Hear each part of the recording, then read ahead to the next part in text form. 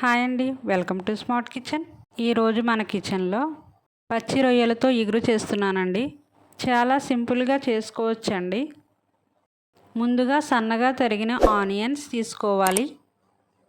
ఇలా నిలువుగా కట్ చేసుకోవాలి. సన్నగా తరిగిన పచ్చిమిర్చి.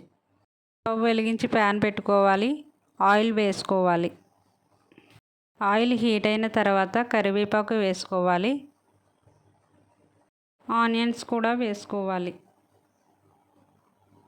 ఆనియన్స్ బాగా ఎర్రగా వేగాలండి. ఉప్పు వేసుకోవాలండి.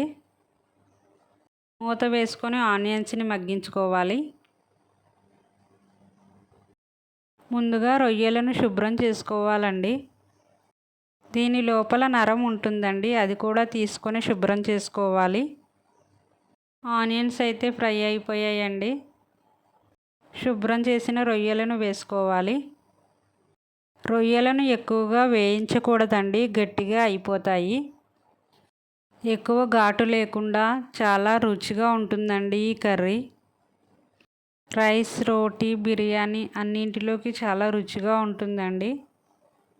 రొయ్యలు అయితే ఫ్రై అయిపోయాయండి. 1 స్పూన్ పసుపు వేసుకోవాలి. 1 స్పూన్ కారం వేసుకోవాలి. ఉప్పు, కారం రొయ్యలకు పట్టేటట్టు బాగా మగ్గించుకోవాలండి. ఎప్పుడూ చేసేలా కాకుండా ఇలా ట్రై చేయండి.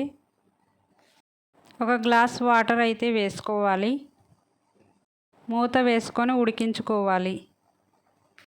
వేయించిన ధనియాలు, జీలకర్ర, మెంతుల పొడి అయితే వేస్తున్నాను. తాజాగా నూరిన అల్లం వెల్లుల్లి పేస్ట్ వేసుకోవాలి.